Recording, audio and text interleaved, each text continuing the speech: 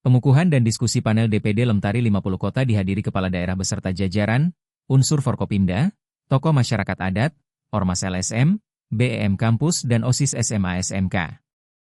50 Kota, Dewan Pimpinan Daerah Lembaga Tinggi Masyarakat Adat Republik Indonesia, DPD Lemtari, Kabupaten 50 Kota resmi dikukuhkan pada hari Sabtu, 1 November 2025, di Aula Kantor Bupati Sarilamak dalam sebuah acara yang banyak dihadiri oleh berbagai elemen masyarakat, stakeholder dan pejabat pemerintahan daerah.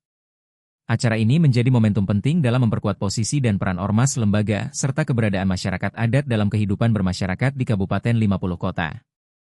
Kegiatan pengukuhan dan diskusi panel ini dihadiri oleh Bupati Kabupaten 50 Kota, Haji Safni Sikumbang dan Wakil Bupati Ahlul Badri Toresya, SH, serta Ketua DPRD Doni Ikhlas, SH, dan beberapa anggota DPRD Prima Mai Firson, SPD, MM, Zulhikmi, SPD, MPD Datuak, Rajo Suaro, dan Ajisman, SH Datuak.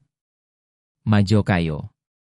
Kehadiran lengkap unsur pemerintahan daerah di acara kegiatan ormas ini jarang terjadi menurut beberapa sumber, pejabat, dan menunjukkan keseriusan serta dukungan kuat terhadap upaya pelestarian adat. Dihadiri oleh sekitar 238 peserta yang terdiri dari alim ulama, cadiak pandai, Bundo Kanduang, Ketua dan Sekretaris Ormas LSM se-Kabupaten 50 Kota, Wali Nagari, beberapa kepala OPD mewakili, KAN, LKAM, BEM Kampus, OSIS SMA dan SMK, dari pihak Polres sebagai unsur Forkompimda. Pelantikan dilakukan langsung oleh Ketua Umum DPP Lemtari Suhaili Hussein, DT Bandaromudo dengan membacakan SK DPD Lemtari Kabupaten. 50 Kota susunan pengurus KSB, M. Joni, ST, Datuak. Bosanan Panjang, Ketua, Haji Muhammad Rida Ilahi, SPT, Sekretaris, dan Rusianto, Datuak. Pado, Bendahara. Adapun dalam pembacaan SK bahwa Bupati Haji Safni Sikumbang sebagai pelindung DPD Lemtari Kabupaten 50 Kota.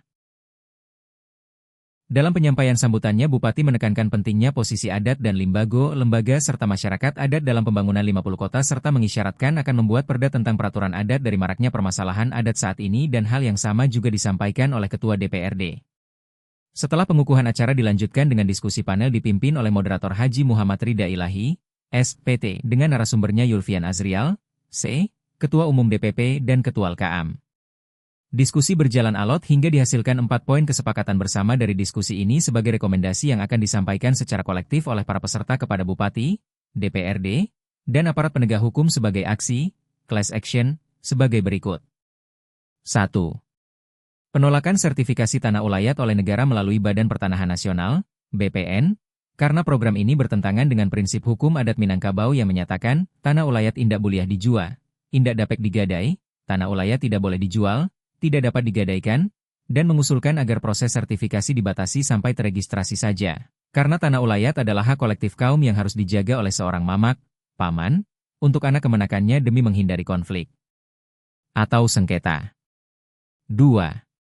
Mendesak Bupati dan DPRD untuk membentuk, menetapkan, dan menjalankan peraturan daerah, Perda, tentang peraturan adat dan perlindungan hukum masyarakat adat beserta turunannya hingga tingkat nagari sebagai Pernak Adat Salingka Nagari, aturan adat di seluruh nagari. 3.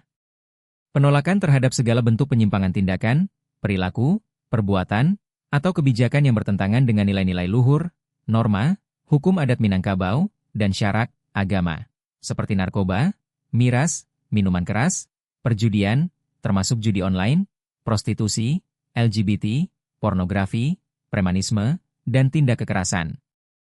Semua ini dianggap sebagai penyakit masyarakat, pekat. 4.